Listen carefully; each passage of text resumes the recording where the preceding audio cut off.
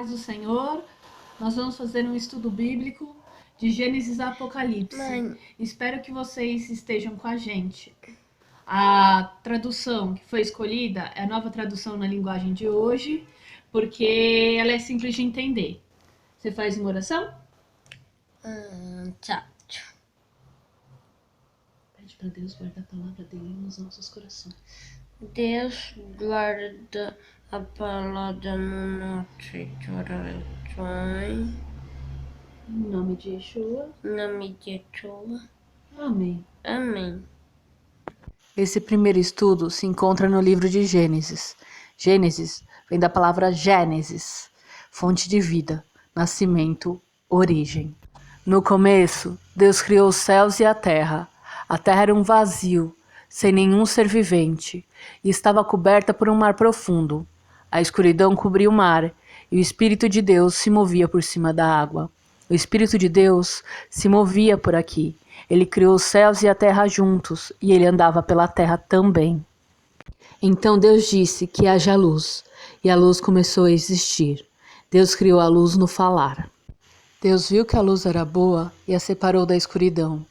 Deus pôs na luz o nome de dia, e na escuridão pôs o nome de noite. A noite passou e veio a manhã. Esse foi o primeiro dia. Como que na criação as luzes foram criadas depois, começou com a noite e depois veio o dia, em Israel os dias são contados a partir do pôr do sol, quando começa a noite, até o pôr do sol seguinte. Então Deus disse que haja no meio da água uma divisão para separá-la em duas partes. E assim aconteceu. Deus fez uma divisão que separou a água em duas partes.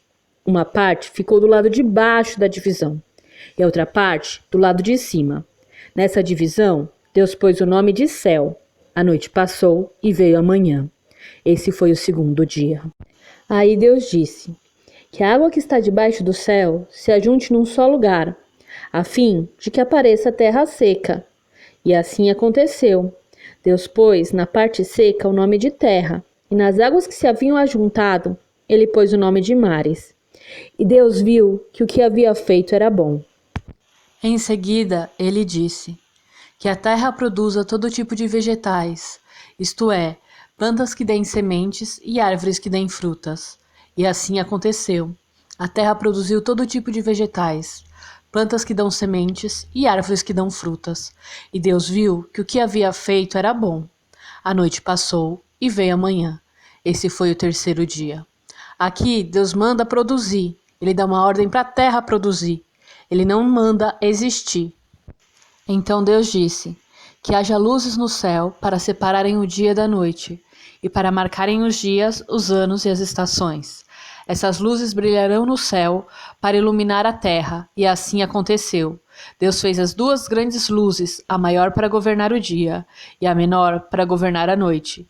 Ele fez também as estrelas. Deus pôs essas luzes no céu para iluminarem a terra, para governarem o dia e a noite, e para separarem a luz da escuridão.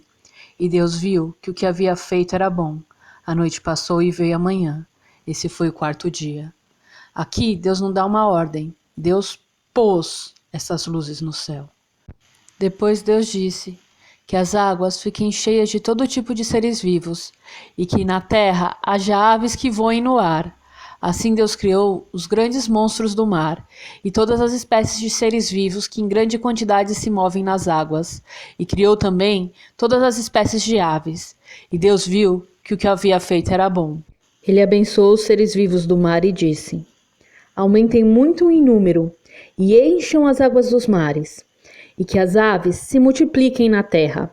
A noite passou e veio a manhã. Esse foi o quinto dia. Deus abençoou com uma ordem, a ordem para se multiplicar e encher a terra. Então Deus disse que a terra produza todos os tipos de animais, domésticos, selvagens e os que se arrastam pelo chão, cada um de acordo com a sua espécie, e assim aconteceu.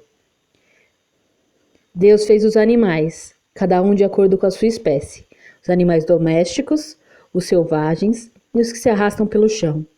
E Deus viu que o que havia feito era bom. Neste versículo, podemos ver que Yeshua estava com Deus, e que Yeshua é Deus, e que através dele todas as coisas se fizeram. Aí ele disse: agora vamos fazer os seres humanos, que serão como nós, que se parecerão conosco. Eles terão poder sobre os peixes, sobre as aves, sobre os animais domésticos e selvagens, e sobre os animais que se arrastam pelo chão. Assim, Deus criou os seres humanos. Ele os criou parecidos com Deus. Ele os criou homem e mulher. Deus criou homem e mulher da mesma substância, carne e ossos. Ele os criou parecido com ele. Só que com a desobediência, depois que comeu do fruto, a Eva recebeu uma maldição. E essa maldição trazia dores de parto e que ela seria submissa ao seu marido, e ele dominará sobre ela. Deus criou o homem e a mulher perfeitos.